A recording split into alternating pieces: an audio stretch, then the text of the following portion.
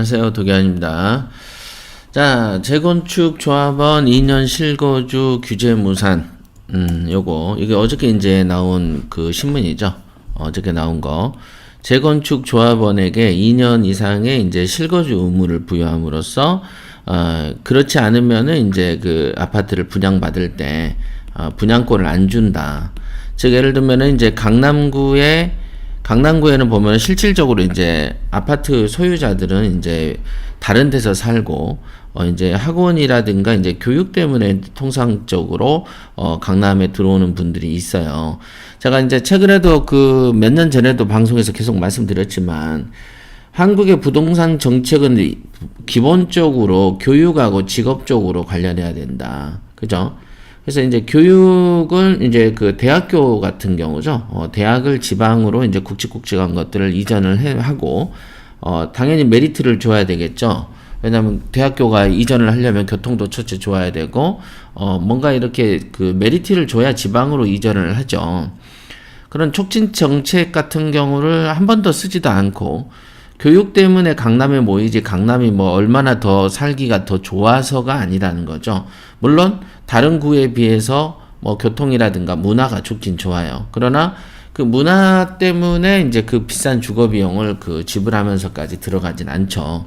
이제 그 이상의 어떤 그 필요성, 그 필요성은 뭐냐면 이제 자녀들의 교육 문제가 압도적으로 우리의 이제 그 강남 선호 현상이 있는 거죠. 그죠? 강남 8학군. 그래서 그래서 그 강남구에 예를 들면 그 대치동이다. 대치동에 이제 음마 아파트다. 그러면 이곳에서 재건축을 재건축을 하게 되거나 재개발을 하게 되면은 당연히 이제 집값이 오르겠죠. 새 집이니까 오르지. 그럼 집값이 오를 건데, 그 오르는데, 현재 소유자한테는 2년 동안 실거주를 안 하면은 분양권을 안 준다는 거예요. 그럼 어떤 주인들이 재건축을 하겠습니까? 안 하지. 그럼 재건축을 안 하니까 도심에 있어서, 그 도심이 낡아지는 거죠. 2차 세계대전이 전쟁이 치러지는 것보다 도심이 황폐화되는 조건 중에 하나가 재건축을 막는 건데, 박원순 시장이 재건축을 10년간 막음으로써, 도심이 황폐화되고, 지금 보면 대치동 음마 아파트도 보면은 반포 아파트도 그렇고 거의 이게 서울 치고도 메인에 있는 강남인가 싶을 정도로 엉망진창인 거예요. 그냥 어디 그 산골에 사는 아파트 같아요. 여러분 한번 반포 아파트 한번 가보시면은 주거의 문화가 주거라고 보기 어려워요. 그냥 교통과 직장 그다음 교육 때문에 사는 것이지 엉망입니다. 그래서 전쟁보다도 더 황폐하게 만드는 것이 재건축을 막는 것이다. 라는 거가 이제 우리가 이제 도시를 공부하는 사람들한테는 기본적인 상식이다. 그러니까 자기가 집을 갖고 있는 사람들일지라도 2년 동안 실거주를 안 하면은, 재건축한 다음에는 분양권을 안 줘버린다는 거는, 타인의 재산권을 심각하게 침해하고, 남의 집을 뺏는 짓을 하는 것이죠. 그거를 정책이라고 몇 년 전에 내놨던 거가 있어요. 그래서 그게 이제 어저께 무산이 됐다라는 소식이 있습니다. 그래서 한번 읽어보면서, 또 이 내용을 이제 공유를 드리겠습니다. 정부가 추진했던 재건축 조합원에 대한 2년 실거주 의무 규제가 백지화가 됐다.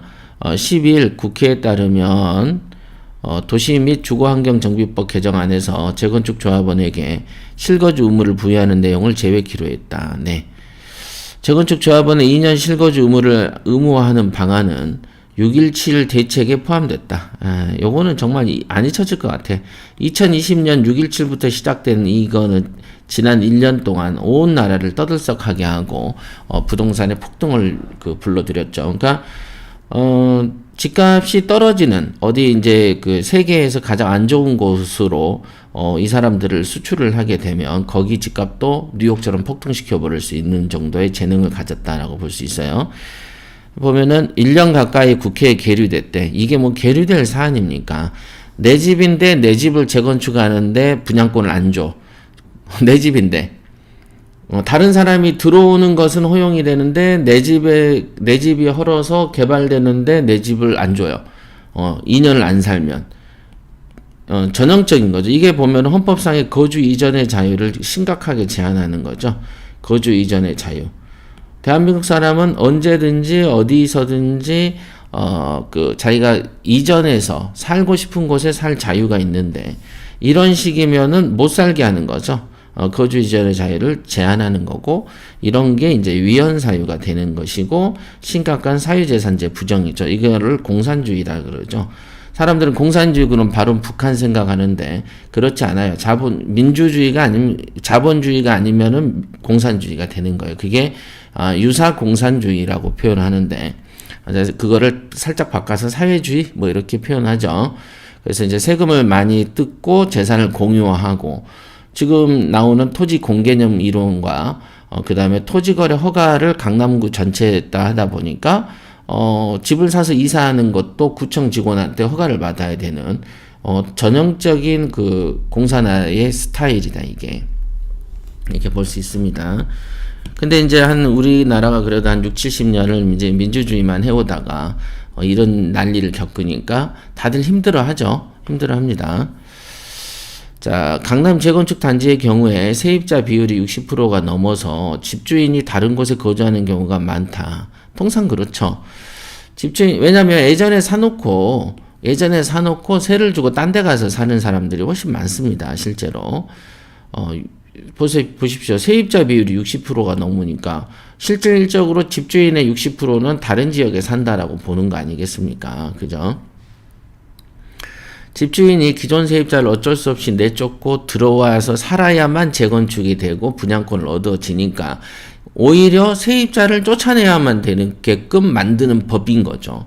그러니까 이게 이 정치하는 사람들의 입장에서는 집주인과 가진 자를 억압한다라고 속으로 생각하면서 법을 만들었겠죠. 2년간 너 안 살면 너 네 집이지만 네가 하면 안 돼. 당장에 집을 뺏어버렸으면 좋겠지만 뺏으면은 너무 속이 드러나니까 뺏기는 뭐하고 야 재건축해서 이 집을 네가 가져가려면 2년간 와서 살아 라고 괴롭힌다라고 생각을 하겠죠. 괴롭힌다. 내가 너희들을 봐주지 않는다라고 생각을 했는데 실제로 결과적으로 그러면 집주인들이 야 그럼 나 재건축 안 해. 니들 끝날 때까지 안 할 거야. 그리고 아까 말한 것처럼 재건축을 하려면 세입자를 내보내야 되니까 오히려 세입자를 내보내서 없는 세입자를 더 힘들게 만드는 정책이 된 거다 이게. 그래서 이번 해당 규제가 백지화가 된 가장 큰 이유도 이런 상황에 관련이 깊고요. 작년 7월 말부터 임대차 입법이 시행되면서 계약갱신 청구권 행사가 가능해서 최대 4년까지 세입자의 거주 조건이 보장됐는데 조합원의 2년 실거주 의무를 의무화할 경우에 임차인이 의도치 않게 퇴거하게 된다. 당연하죠. 임차인이 계약갱신 청구권을 통해서 4년간 거주하려고 해도 이 갱신을 거절할 수 있는 조건이 뭐냐면 집주인이 실거주하겠다고 할 때는 이 계약갱신 청구권이 거절된단 말이죠. 그러니까 임대차 입법 자기들이 만들어 놓고 계약갱신 청구권으로 해서 4년까지 살 수 있게끔 해놓고서는 또 집주인한테는 2년간 실거주해야만 집을 준다 이러니까 당연히 지들이 만든 법을 지들이 깨는 방법으로 이렇게 되는 것이다. 그러니까 정말로 이거는 한 두 명이서 아니면 똑똑하면 혼자서 생각해도 야 이 법은 만들면 안 되겠다라고 떠올라야 되고 두 명이서 만나면 야 이런 문제점이 있잖아 라고 얘기를 하면서 이게 이런 건 법 같지도 않는 법 만들지 말아야 되겠다 라고 판단할 수 있는데 여기는 도대체 180명이 만나서 회의 한번 안 하나 봐요. 보면은 회의를 안 하나 봐. 그냥 막 만든다는 거죠. 그러고 나서 1년 끌고 1년 있다가 안 하고 이런 것도 재주죠. 다른 사람한테 화나게 하고 열받게 하고 고민하다가 스트레스를 준 연후에 다시 원상회복시키면서 자기 얼굴에 욕먹는 이런 것도 재주인 것 같아요. 당초 조합원의 실거주 의무를 추진한 이유가 투기 세력의 진입 차단이었던 것만큼 규제가 전면 백지화될 경우에 투기가 다시 생긴다라는 것도 우려가 제기됐다. 참 얘들 심각하다. 이미 주요 재건축의 경우 토지거래 허가구역으로 또 묶어놨어요. 실거주자만 진입할 수 있도록 해놨기 때문에 투기 차단이 어느 정도 가능해졌다. 자, 보세요. 투기 그러는데 누가 아파트를 몇 채를 사서 어떤 식으로 올렸다는 증거가 없잖아요. 증거. 단서가 없잖아요. 단서가. 데이터가 없는데 그냥 얘네는 그냥 여러 명이 사서 들어오면 투기야. 그래놓고 자기들은 다 그런 거 하고 있잖아요. 지금. 그리고 이런 거가 없을 때는 부동산이 오히려 안정적이었었는데 이런 판단들을 한 이후에는 부동산 가격이 더 급등했다는 거. 한 1년 사이, 1년 반 사이에 서울에서는 거의 2배 정도 됐어요. 한 7억짜리가 한 막 16억씩도 됐고 한 10억, 11억짜리가 20억 가까이 다 넘었습니다. 그러니까 이 정도로 막 전국적으로 막 폭등시키는 건 대단한 능력이다 이게. 이렇게 볼 수 있어요. 자, 이미 주요 재건축의 경우에 어쩌고저쩌고 관련 법안이 1년째 장기 계류 중인데 이번에도 결론이 안 나면 시장의 불확실성이 계속될 것이라고 생각해서 명쾌한 결론을 내야 되겠다는 의지가 반영됐다. 자, 이런 경우는 애초에 아까도 말했지만 혼자 생각해도 법으로 안 만들 거고 둘이 생각하면 더 안 만들어지는 간단한 생각들이다 이게. 간단한 생각들인데 이거를 1년씩이나 끈 거예요. 토지거래 허가구역하고 조합원 지위 양도 제한 등으로 당초에 목표했던 입법 취지는 가능할 거 보인다. 뭐 이런 거. 어쨌든 지금 이 기사의 핵심은 뭐냐면 강남 아파트를 예를 들어볼게요. 세입자가 있다. 근데 집주인이 강남에 보면 낡은 집 많아요. 이거를 재건축을 하면 당연히 새 집이 되면 이거를 자기가 집주인한테 기본적으로 그 분양권을 주는 게 상식인데 내 거니까. 근데 여기에다가 2년 실거주 의무를 부여함으로써 실거주를 해야만 돼라고 얘기를 한 거죠. 그러니까 재건축의 집주인들은 기존에 살던 집을 팔고 요 아파트, 재건축 아파트로 들어와야 되는 입장인 거죠. 그러니까 당연히 이 사람들은 선택을 할 수 있어요. 하나는 이 정권 끝난 다음에 이거 없어지면 재건축하자. 즉 재건축이 딜레이 되는 거. 그렇죠? 어차피 오랫동안 박원순이 10년 동안 안 해왔는데 뭐 2, 3년 더 기다리지. 이런 생각을 할 수 있겠고. 두 번째는 그러면은 재건축을 빨리 앞당기려면 기존의 세입자한테 계약갱신 청구권을 거절하면서 들어가자. 강제로 들어가자.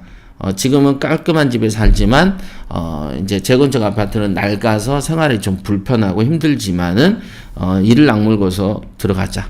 두 가지 선택밖에 없잖아요. 정권이 끝날 때까지 기다리자. 불편한 재건축을 앞둔 거 30년, 40년 된 집에 들어가서 살자. 그러면서 계약갱신 청구권을 거절하자. 이 두 가지 밖에는 없습니다. 그러니까 세입자 입장에서는 불안하죠. 불안해지는 거예요. 세입자는 불안해진다. 뭐 없는 거야. 이거를 1년간 법안으로 심사하고 계류하고 그랬답니다. 자, 요거는 없어졌답니다. 이거는 아까도 말씀드렸다시피 헌법상의 거주 이전의 자유를 심각하게 제한하는 것이죠. 그 다음에 사유재산권을 침해하는 것이죠. 내 집을 재건축하는데 나한테 분양권을 안 주네 마네 한다는 거죠. 내 집인데. 참 묘한 시절을 살고 있다. 어쨌든 이거는 없어졌습니다. 이거는 분명히 언젠가 가도 누군가가 위헌 소송을 제기하지 않겠습니까? 강남인데 하지. 그죠? 그러니까 그래도 또 이제 위헌 판결이 날 가능성이 있는 그런 규정이었다라고 말씀드릴 수 있겠습니다.